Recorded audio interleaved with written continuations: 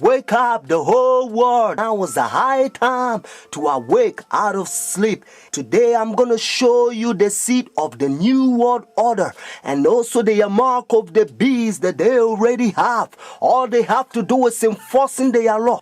The whole thing is tied with religion. That's why Revelation chapter 13 verse 17, the Bible says no one can buy or sell. Notice. It's a great honor for me. Thank you so much.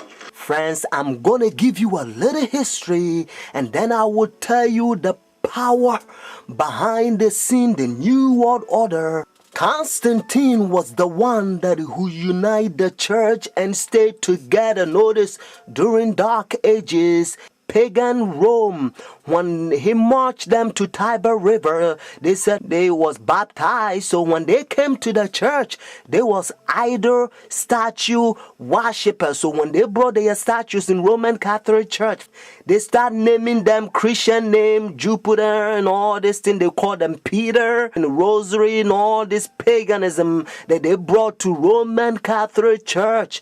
And some of the Christians they don't like, so they protest against. That's why they call them Protestants or Protestant. So they set up their Jesuit order during 1500. The reason they set their Jesuit order is to destroy the Christians that they protest against their paganism. They also infiltrate the state to control the whole world. The Jesuits, they created Masons, and now they got Skull and Bones, Illuminatis, all them secret societies, friends. They control the whole world. And what is Obama and all them powers, they all belong to secret societies. I love everybody. I don't have a choice if I want to go to heaven, but I got to tell you the truth because the whole thing is tied with Bible. The church and state is going to unite in the last days and they will bring the mark of the beast that the Bible says. So notice. You came from the conference I did, your old country. Yes. And it was successful. Successful? You have some decisions. It's not so easy in this process.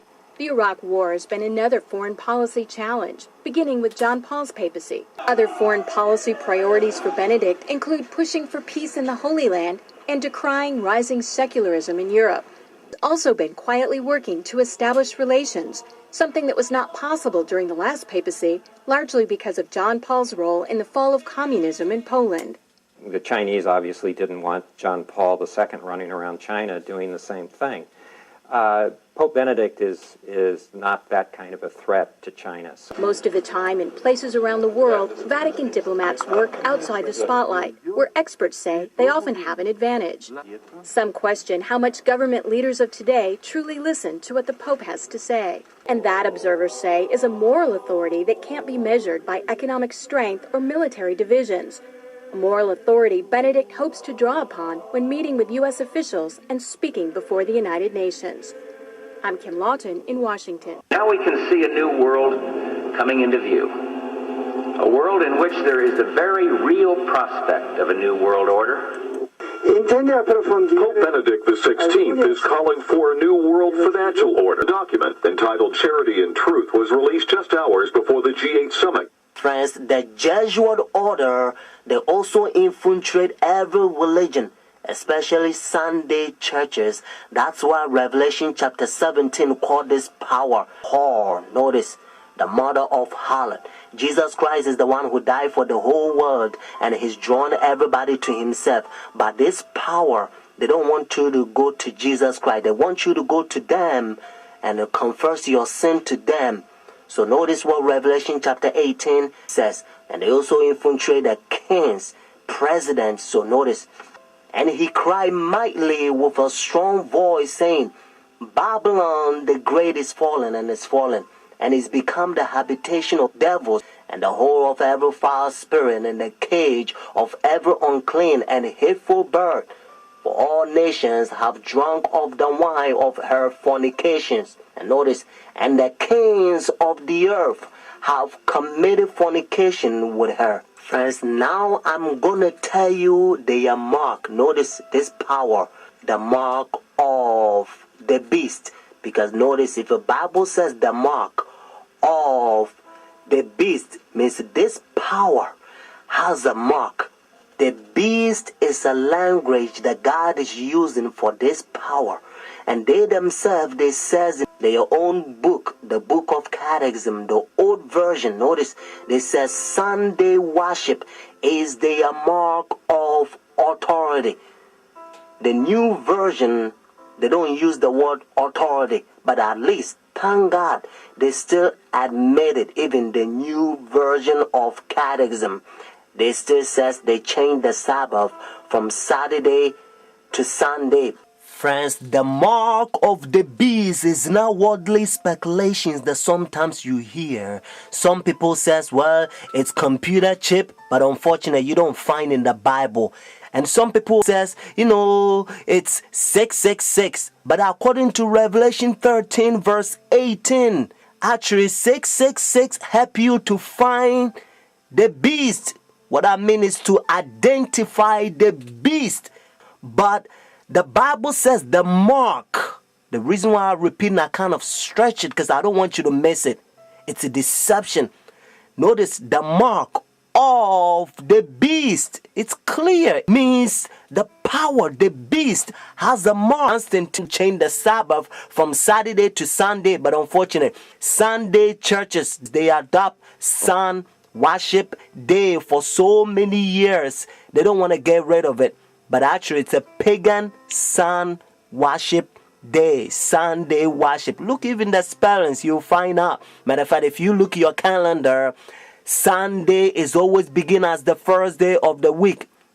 Unfortunately, they will skip, and some people, they don't know, they will count Monday as the first day of the week, because according to Revelation chapter 12 verse 9, the devil will deceive the whole world. So it's a deception. So a lot of people, the devil, he's in the process blinding the people, including the Christendom.